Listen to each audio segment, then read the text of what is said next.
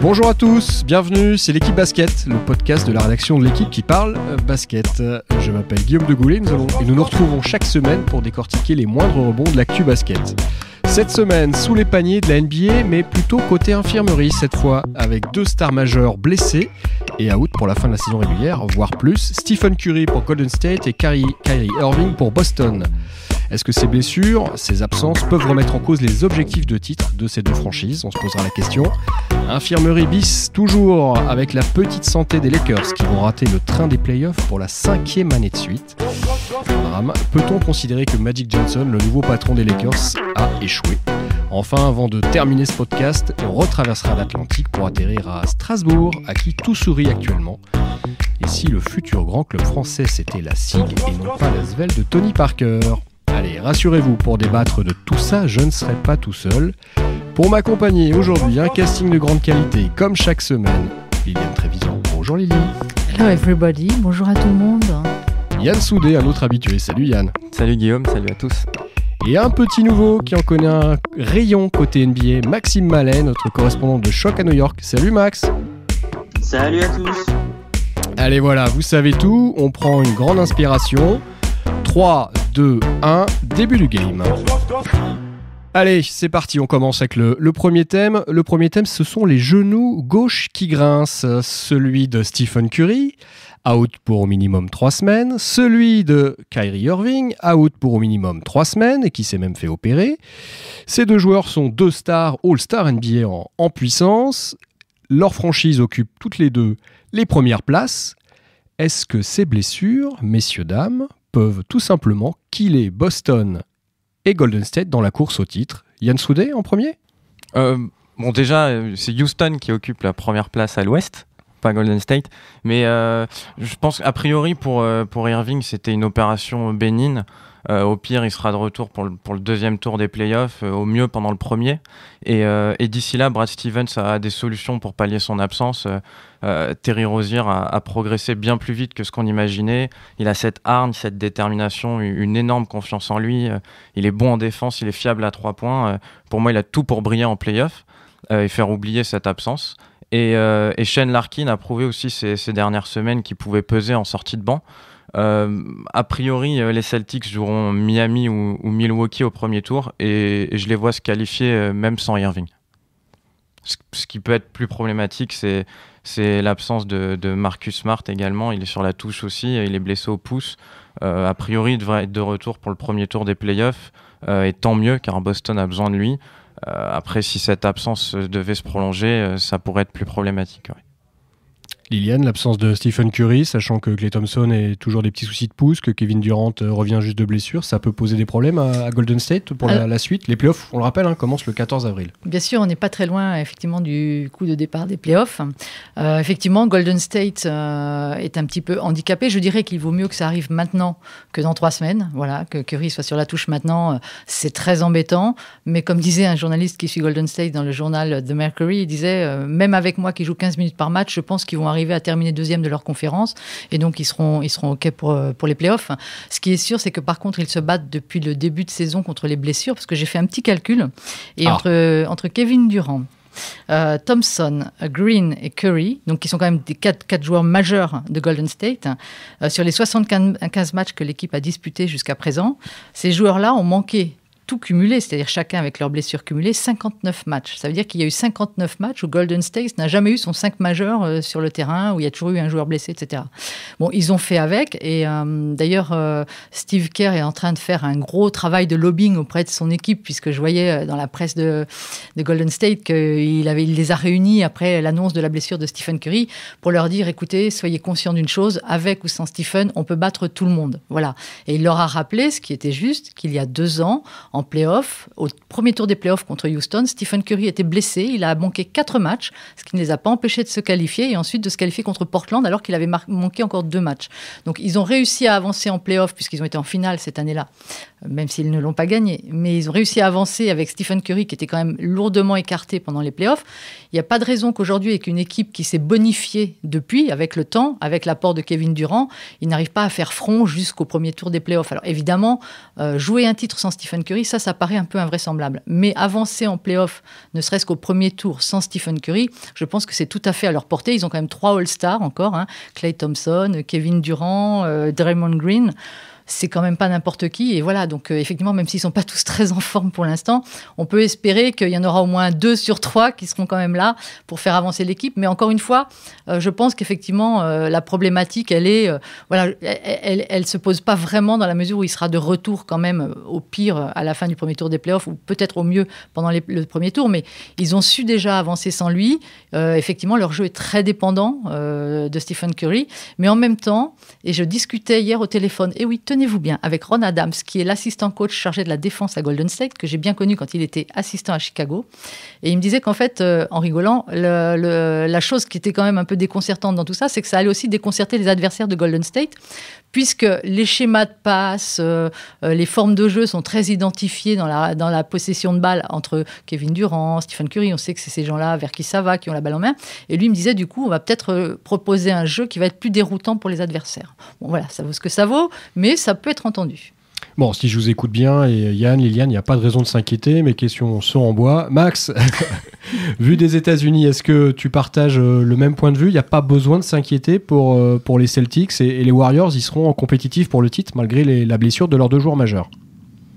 La vraie question, en fait, je pense, elle est pour Curry, parce que c'est pas quand est-ce qu'il va revenir, c'est dans quel état il sera quand il reviendra. En fait, la blessure dont il souffre, c'est exactement la même que celle qu'il avait eue pendant les playoffs 2016, sauf que cette fois, elle est plus grave. Et on ne sait pas à quel niveau exactement il sera quand il reviendra. On se souvient, donc, je reviens au playoff 2016, il revient, le match où il revient, il bat le record de points en prolongation contre Portland, 17 points en prolongation. Tout le monde se dit, il est de retour, c'est parfait, on a retrouvé Curry, Golden State va être champion, c'est plié. Et puis on s'est rendu compte au fur et à mesure des playoffs que il lui manquait, il n'était pas à 100%, il lui manquait 5%, 10%. Et d'ailleurs, ça s'est vu dans les stats, c'est assez marrant. Si vous regardez les stats de Curry sur les playoffs 2015 et 2017, c'est exactement les mêmes. 28 points, 6 passes et demi, 42% à 3 points. Et puis sur les playoffs 2016, c'est un tout petit peu en retrait. C'est 25 points, 5 passes et seulement 40% à 3 points. Alors, c'est pas grand-chose, mais ça peut être un tir de la gagne, par exemple, dans un match 7 qui s'est joué à 3 points, des choses comme ça. Et on se souvient que dans ce match 7, notamment en 2016, les gens avaient été surpris que Curry n'ait pas été capable de se débarrasser de Love en toute fin de match pour se donner un tir à 3 points ouvert. Donc la blessure, c'est en ça qu'elle peut avoir un impact, je pense. L'empêcher de réaliser ce qu'il fait d'habitude à 100%, être un petit problème, pas suffisant pour qu'on le voit vraiment, mais suffisant pour peser dans le résultat des matchs, dans les derniers stages, les finales de conférence et finales. Est-ce que finalement cette blessure, pour élargir un petit peu le débat, notamment celle de Stephen Curry, est-ce que c'est pas l'occasion pour Kevin Durant de prouver à tous qu'il est l'égal de LeBron James, qu'il peut être le patron de cette équipe, tout simplement, qu'il était MVP l'an passé, mais on a dit il est là, il vient renforcer l'équipe, il y a déjà Thompson, il y a déjà Curry. Est-ce que Kevin Durant ne peut pas prendre une autre dimension avec cette blessure, cette absence, Yann, à ton avis ? Je pense que Kevin Durant n'a rien à prouver à personne. Il a été MVP des finales avec Golden State déjà. On sait quel joueur c'est. Avec ou sans Curry, je pense que son impact sera énorme dans les 2 cas. Après, oui, pour rebondir sur ce qu'a dit Maxime, je suis assez perplexe aussi sur la blessure de Curry. On connaît sa fragilité. Il revenait d'une blessure à la cheville droite quand il s'est fait cette entorse du genou gauche. Il faudra du temps certainement pour qu'il retrouve ses sensations. Steve Kerr a déjà exclu de le voir revenir au premier tour des playoffs. Et vu la densité de la conférence Ouest cette saison, les Warriors vont hériter, quoi qu'il arrive, d'un adversaire redoutable au premier tour. Ça pourrait être Utah, ça pourrait être Minnesota. Et attention à la surprise. Qui sait ? Liliane, tu crois aussi, toi, une surprise potentielle, une sortie prématurée des Warriors à cause justement de cette blessure de Stephen Curry? Tout dépend de l'adversaire. Tout dépend de l'adversaire qu'ils vont se coltiner au premier tour. Effectivement, il y a des adversaires qui vont leur correspondre mieux que d'autres, de préférence ceux où il n'y a pas de très forts meneurs. Parce qu'en fait, ce qui est remarquable aussi dans le cas de Curry comme celui de Irving, c'est que ces 2 joueurs à un poste clé Voilà, c'est deux meneurs de jeu, c'est-à-dire qu'ils ont un impact sur le jeu, pas seulement en termes de scoring, mais en termes de création, en termes de fixation des défenses adverses, effectivement. Donc ce sont deux forts joueurs, pas uniquement parce qu'ils apportent au scoring. Et effectivement, comme le soulignait très justement Max, on a tendance à occulter un peu ça, mais les médecins vous disent dans le sport que le temps de réhabilitation et de retrouver son niveau est égal, sinon supérieur, au temps d'arrêt de la blessure. C'est-à-dire que si vous êtes arrêté 4 semaines, on estime qu'il faudra 4-5 semaines pour que vous reveniez à votre vrai niveau. Et effectivement, la question va se poser pour Stephen Curry, qui est pas un athlète indestructible, hein, on le sait. Effectivement, Yann l'a rappelé, il est un peu sujet aux blessures de temps en temps. C'est pas un bodybuildé, c'est un mec qui effectivement est très exposé. Mais bon, voilà. Après, je pense que tout sera aussi très en fonction du profil de l'adversaire qui leur sera opposé au premier tour. Voilà. Et c'est sûr que Utah, c'est pas terrible, OKC, c'est pas terrible, Portland, ça leur conviendra pas forcément. Mais voilà, après, je pense qu'il faut faire confiance aussi à ce qui se passe souvent dans les équipes et qu'on sous-estime un petit peu parce que c'est pas chiffrable statistiquement. C'est que quand un joueur leader est blessé, ça motive et ça décuple la motivation des autres. Et il y a des gens qui se retrouvent investis de responsabilités. On parlait de Kevin Durant, qui lui a l'habitude de prendre ses responsabilités, qui les prend à Golden State depuis qu'il est là, qui est leur meilleur scoreur, mais qui sait faire tellement de choses sur un terrain. Mais il y a aussi des joueurs comme Quinn Cook, dont on ne parle pas, dont le temps de jeu est passé de 18 minutes à 36 minutes. Voilà. Ces joueurs-là vont être importants. Comment ils vont investir leurs responsabilités, comment ils vont arriver à avancer avec un nouveau rôle. Ça sera très déterminant dans ce que va pouvoir produire Golden State. Mais encore une fois, je pense que sur un premier tour, même sans Curry, il faudrait vraiment une cata pour qu'il se fasse sortir comme ça, Manu Militari. Bon, Max, donc pas de cata en vue depuis New York, t'es tranquille. Tu te prépares à une belle finale Boston-Golden State. Oui, ça dépend ce qu'on appelle la cata. C'est vrai que pour Golden State, la cata, c'est de pas être champion. Et là, c'est vrai que ça peut arriver. Et puis surtout, le problème, c'est que le vrai plus gros test, on l'attend plus tôt dans la saison, dans les playoffs que d'habitude, puisque en gros, tout le monde s'accorde à dire que la finale de la saison, c'est la finale de la conférence Ouest. Donc ça veut dire en gros 2 semaines de moins pour récupérer pour Curry. Pour Boston, c'est quoi la catastrophe? C'est sans doute de pas être en finale de conférence. Après, il y aura peut-être une demi-finale de conférence contre Cleveland. S'il n'y a pas Irving à ce moment-là ou pas à son meilleur niveau, c'est vrai que personne ne les imagine passer. Donc les catastrophes, elles sont possibles. Mais est-ce que c'est les blessures qui vont absolument et totalement en décider? Je suis pas sûr, parce que Boston notamment a plusieurs atouts. On a vu que Brad Stevens notamment savait faire, l'entraîneur des Celtics, était capable de faire un petit peu des miracles. Que l'an dernier, là il a fait gagner son équipe 4 matchs de suite à l'extérieur dans la conférence Ouest, dont à Portland et à Utah, sans Irving, sans Horford pour le dernier match. Enfin, il arrive à faire bien avec peu. Donc ils peuvent s'en sortir sur un premier tour. La catastrophe, elle peut arriver au deuxième, si c'est Cleveland ou Philadelphie. Allez, très bien, on va laisser Boston et Golden State, mais on va quand même rester en Californie, direction le Staples Center de Los Angeles. Alors, vous connaissez tous les Lakers, la franchise la plus glamour de la NBA. 16 titres, 31 finales, mais pas de play-off depuis 5 ans, ou en tout cas pour la 5e année de suite. La franchise Golden Purple, les playoffs, elle les regardera à la télé. Alors, il y a plein de raisons, la mauvaise gestion de la fin de carrière de Kobe Bryant, par exemple. Mais depuis un an, une autre légende des Lakers, Magic Johnson, est arrivé au poste de dirigeant de la franchise. Il a nommé l'ancien agent d'ailleurs de Kobe Bryant comme general manager, Rob Pelinka. Sauf que ça n'a pas changé grand-chose. Les Lakers ne font pas les playoffs. Est-ce que c'est un échec pour la légende Magic Johnson, qui avait déjà échoué, on le rappelle, lors de son petit intérim comme coach entre 94 et 95. Yann, je te sens bouillant sur le sujet. Échec ou pas échec de Magic? Non, moi je pense que c'est absolument pas un échec de ne pas faire les playoffs cette saison. Au regard du niveau de la conférence Ouest, encore une fois, le simple fait de s'être mêlé à la lutte si longtemps avec un effectif si jeune, chamboulé à la mi-saison en plus, et 2 rookies dans le 5 majeur, pour moi ça force le respect. Les Lakers vont terminer avec leur meilleur bilan depuis 2013. Année de leur dernière qualification pour les playoffs. Les débuts de Lonzo Ball sont prometteurs. Brandon Ingram a pris de l'épaisseur. Kyle Kuzma confirme qu'il est le bon coup de la draft, et Julius Randle est carrément inarrêtable ces dernières semaines, à un niveau auquel personne ne l'attendait, je pense, en tout cas pas si tôt. Et ces 4 fantastiques ont entre 20 et 23 ans, donc je pense que l'avenir est radieux pour les Lakers. Ils sont dans la dernière phase de leur reconstruction, et Magic Johnson a fait ce qu'on attendait de lui en fait finalement, c'est-à-dire libérer suffisamment de masse salariale pour accueillir 1 voire 2 superstars cet été. C'est ce qui manque aux Lakers selon moi pour franchir le cap. Pour franchir ce cap.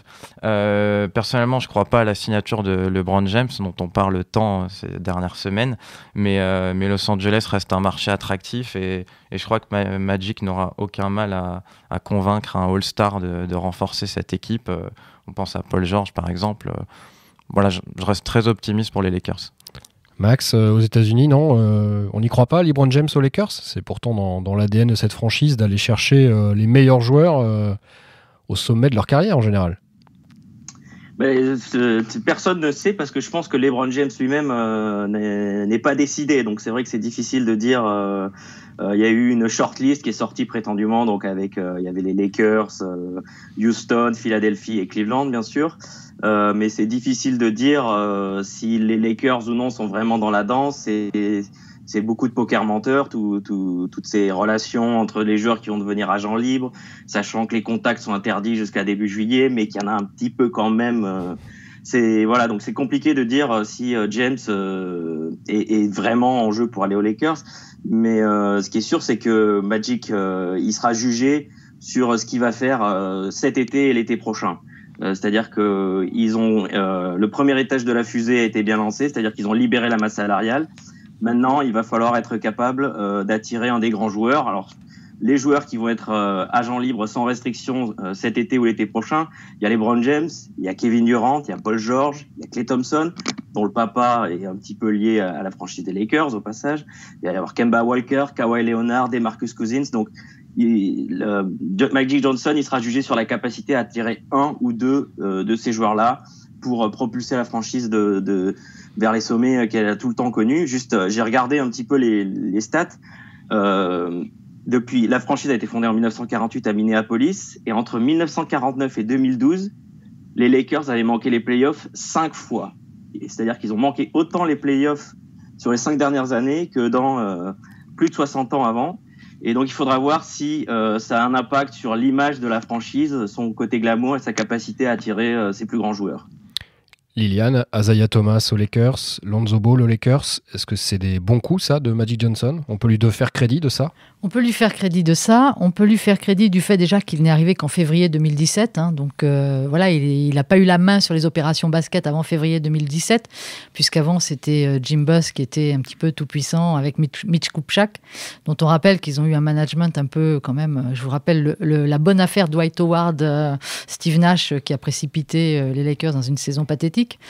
Voilà, donc il est arrivé il y a peu de temps. Il a effectivement réussi, comme le soulignait Yann, comme le soulignait Max, il a réussi déjà à attirer des jeunes talents qui sont vraiment des très grands joueurs d'avenir. Alors on peut en penser ce qu'on veut, mais effectivement c'est des rookies qui sont amenés à devenir des stars en NBA et même des franchise players pour certains, notamment Lonzo Ball qui est quand même extrêmement jeune, neuf et vert, donc qui a beaucoup à apprendre.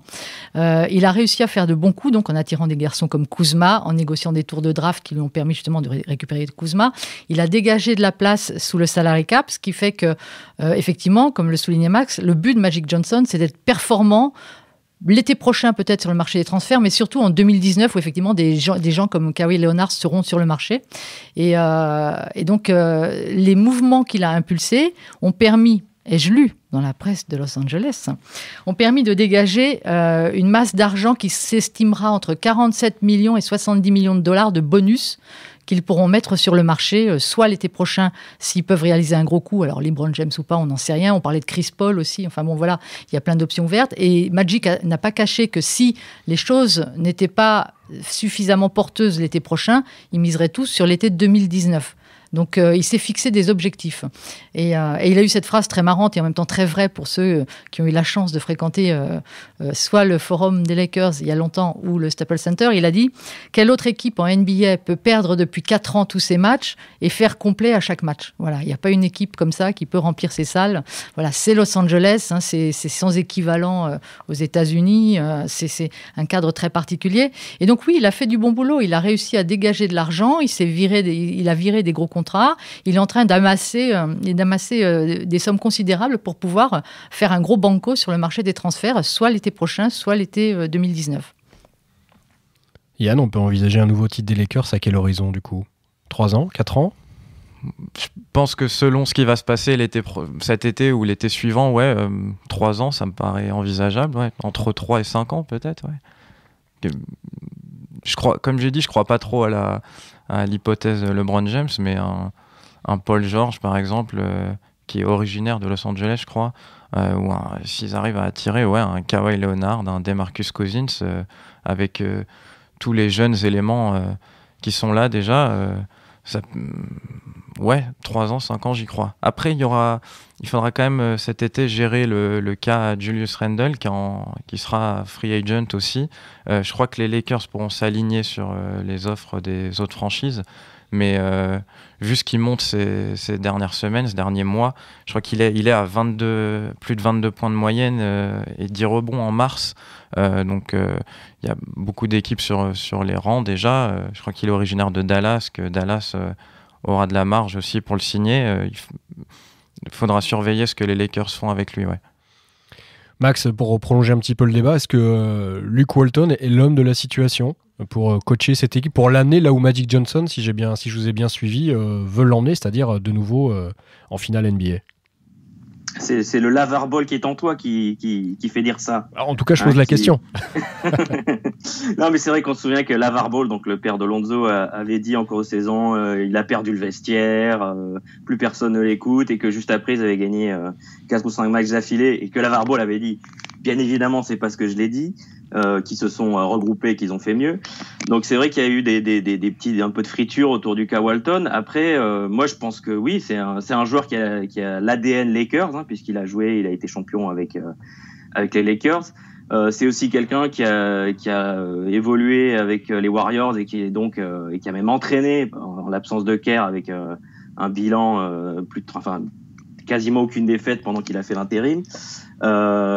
Donc il a d'un côté l'ADN Lakers, d'un côté l'ADN de la victoire. Donc je vois pas ce que parmi les jeunes entraîneurs d'aujourd'hui qui peuvent durer, je vois pas qui peut présenter un tel profil et a priori avoir la moelle qu'il faut pour diriger la franchise et l'amener vers les sommets. Bon, très bien.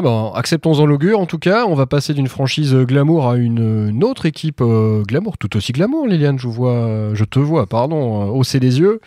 Allez, on traverse l'Atlantique et on atterrit à Strasbourg, en Alsace. Et oui, Strasbourg à qui tout sourit en ce moment, un petit peu plus qu'aux Lakers. Un budget quasiment historique, quasiment exceptionnel, près de 8 millions d'euros. Deuxième budget derrière l'Asvel de Tony Parker, ce qui est quasiment du jamais vu en France. Une deuxième place au championnat, une victoire derrière le leader Monaco, des matchs de Coupe d'Europe qui s'enchaînent. Ce mercredi soir, Strasbourg disputera son quart retour de Ligue des Champions. Et puis, une nouvelle arena qui va sortir de terre, ou plutôt qui va prendre la place d'Uranus, financée par des fonds propres du club strasbourgeois. Bref, est-ce que Strasbourg n'est pas en train tout simplement de devenir le plus grand club français à la place de l'Asvel et pourquoi pas prétendre dès la saison prochaine à rejoindre l'Euroleague ? Yann, est-ce que tu as un avis là-dessus ? Je te vois les yeux écarquillés en disant Strasbourg, c'est le nouveau Los Angeles de l'Est. Non, je suis d'accord avec ce que tu dis, Guillaume. Moi, je suis un peu embarrassé par le fait d'accorder des invitations en Euroleague à des clubs dont la légitimité sportive est pas claire, est pas assurée. L'Asvel est attaché à un nom prestigieux, celui de Tony Parker. Je pense que ça compte pour l'Euroleague, mais aujourd'hui, elle offre pas beaucoup de garanties sportives. Elle est même pas sûre de jouer les playoffs de la Jeep Elite. Elle a changé d'entraîneur en cours de saison. Il y a régulièrement des petits soucis en interne. Je pense à la mise à pied de John Robertson. Il y avait eu des soucis avec Walter Hodge la saison dernière. Strasbourg, c'est une équipe stable. C'est une équipe qui a la réputation d'être une équipe de losers. Les 5 finales d'affilée perdues en 5 ans. En 5 ans. Mais c'est une équipe qui est régulière dans la performance, sur la scène européenne aussi, avec sa finale d'Eurocoupe en 2016 et potentiellement une demi-finale de Ligue des Champions selon le résultat de ce soir. Tu l'as dit, avec sa nouvelle arena privée, des résultats aussi réguliers, un budget qui est similaire à celui de l'ASVEL, je vois pas de raison de douter de la candidature de la SIG. Ouais. En revanche, je crois que la livraison de cette fameuse arena, ou plutôt la fin de la rénovation du Rhenus, n'est pas prévue avant 2021. Je ne sais pas si ça peut être un frein ou pas à son entrée en Euroleague éventuelle. Liliane, tu étais il n'y a pas très longtemps à Strasbourg, je crois, justement pour travailler sur ce sujet. Est-ce que ce que tu as vu là-bas, les gens que tu as rencontrés, est-ce que ce projet, notamment porté par cette nouvelle arena, te semble à même de faire basculer Strasbourg dans une autre dimension, c'est-à-dire tout simplement dans une dimension européenne, ce qui manque un peu tout simplement au basket français depuis quelques années?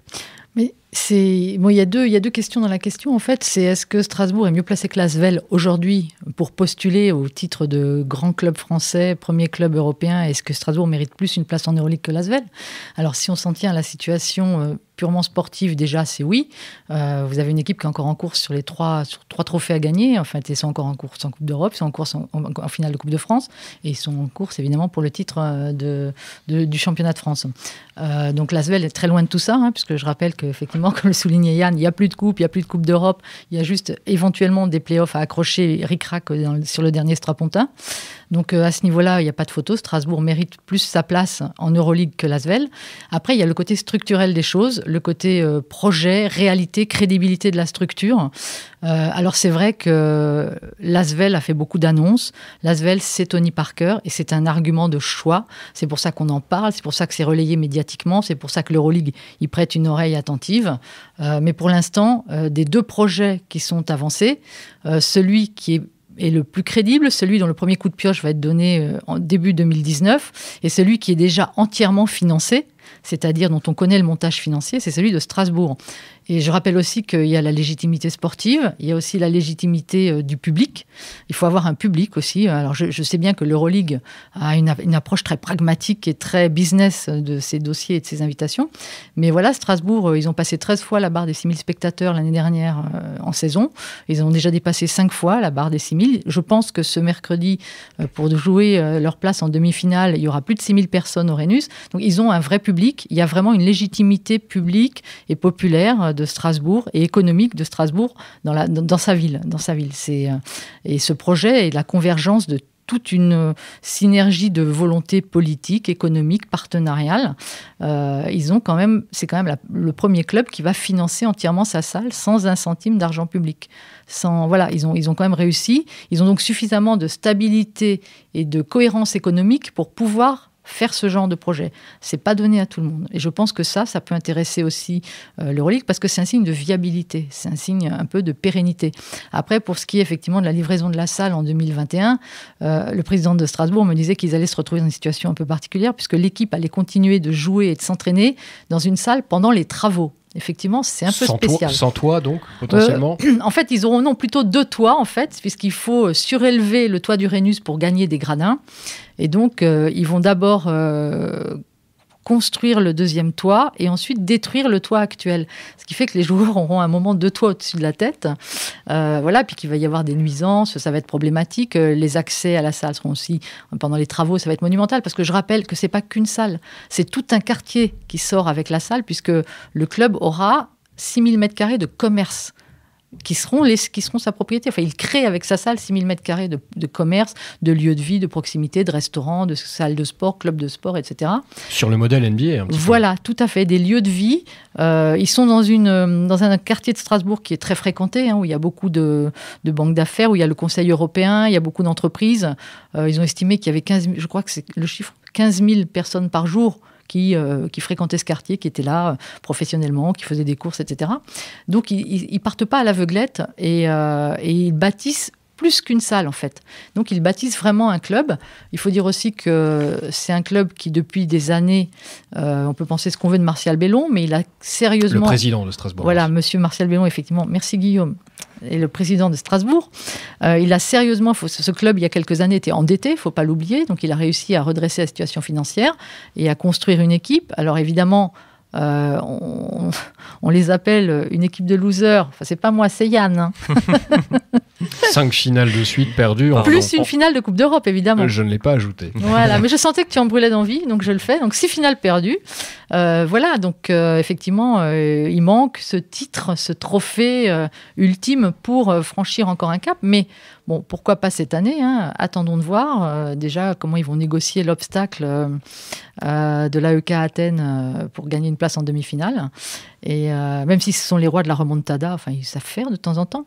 Voilà, mais voilà, tout ça pour dire qu'en fait, il y a de la place à Strasbourg pour faire un projet qui, effectivement, à l'heure actuelle, je ne veux pas être discriminatoire en disant ça, mais il me paraît plus crédible que celui de l'Asvel, où il y a des annonces à gauche, à droite, ça va commencer là, on va bâtir la première pierre là, puis le centre va être là-bas, et le centre de formation et machin. Mais pour l'instant, on a l'impression qu'il y a une grande confusion dans cette équipe, et aux sportifs, et dans les coulisses, quoi. On a du mal à savoir exactement qui pilote quoi, qui finance quoi, qui va où, en fait. Donc, une fois que ça sera mis sur la table, voilà, et on le souhaite, hein, parce que très bien, si on a 2 gros clubs, Strasbourg d'un côté, l'Asvel de l'autre, au niveau européen, tout le monde sera gagnant. Hein. C'est du gagnant-gagnant, comme on dit. Bon, il y avait un Strasbourg envoyé il n'y a pas très longtemps, d'ailleurs, un jeune Français, une star française en NBA, Onyx, chez toi, Max, Franck Ntilikina. Est-ce que depuis New York, Franck Ntilikina suit toujours avec intérêt les performances et le développement de Strasbourg, ou il est totalement centré sur les Knicks ? Il est pas mal centré sur les Knicks, mais non, il suit toujours Strasbourg. Il est toujours, c'est un fan de sport, hein, globalement. Je sais pas si vous l'avez vu débarquer en vrai un match avec le nouveau maillot de l'équipe de France de foot, donc il suit vraiment ce qui se passe en France. C'est vrai que j'ai pas eu l'occasion d'en discuter avec lui. On parle plutôt de ce qui se passe au Knicks, vu qu'il se passe quand même beaucoup de choses et que c'est assez tumultueux tout ça. Mais c'est vrai que je pense que s'il peut pousser d'une manière ou d'une autre, il le fera. Mais je sais pas quel rôle il peut avoir pour pousser pour l'Euroleague, pour la SIG. Un rôle sans doute assez moindre, mais bon, on suivra ça. Max, merci beaucoup, c'était parfait pour cette première depuis New York. Une qualité de son exceptionnelle, j'ai l'impression que tu es avec nous dans la pièce. Ben oui, mais peut-être que je suis là et que vous ne le savez pas. Allez, à la semaine prochaine, Max, merci beaucoup. Yann, merci beaucoup. Salut. Merci à toi, Guillaume. À la semaine prochaine. Liliane, merci beaucoup. Merci et merci à tous. Et à la semaine prochaine. Bye bye.